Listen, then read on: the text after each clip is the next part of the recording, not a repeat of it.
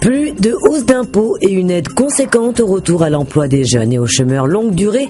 Voilà en substance ce qu'il faut retenir de l'intervention de François Hollande d'hier soir sur TF1.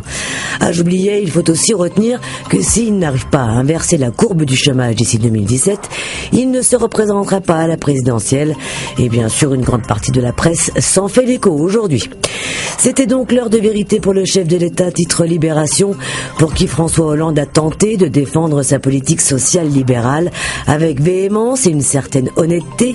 Ce qui a manqué, peut-être selon le quotidien, parler à la gauche, déconcerté par la stagnation économique et surtout par des réformes qui heurtent sa sensibilité.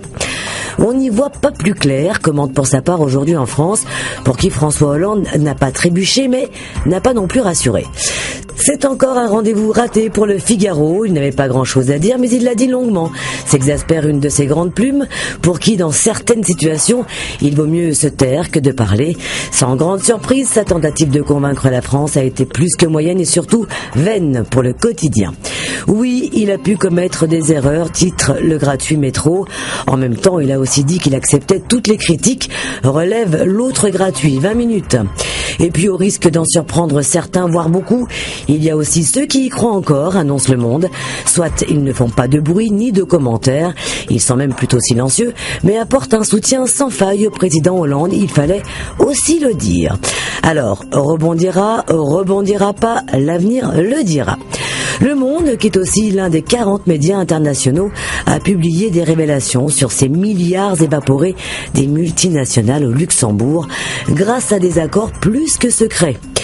Du côté des hebdos, Marianne s'exaspère et nous porte cette semaine dans le monde irréel de ces élus qui ne touchent plus terre, à l'image de la ministre de la Culture qui avoue ne plus lire, d'Arnaud Montebourg qui retourne étudier le monde de l'entreprise alors qu'il l'a chapeauté pendant 2 ans, du ministre de l'Intérieur qui couvre avec flegme les bavures de ses policiers lors du drame de Sivens. Bref, ils vivent loin, très loin des Français et pour l'hebdomadaire, il est temps qu'ils reviennent sur la planète des gens ordinaires, celle de ses salariés, de ses cadres, ses artisans, de ses vaches à lait comme les nomme Le Point cette semaine, ceux qui payent toujours pour les autres et beaucoup vont se reconnaître, j'en suis certaine. Des murs à abattre, il y en a un certain nombre, 50 précisément, selon Courrier International, qui cette semaine propose un numéro spécial, 25 ans après la chute du mur de Berlin, de Jérusalem au Mexique en passant par Belfast et le Bangladesh. L'hebdomadaire enquête sur ces nouvelles barrières qui divisent le monde. Vous avez tout le week-end pour y réfléchir. Bonne lecture et très belle journée.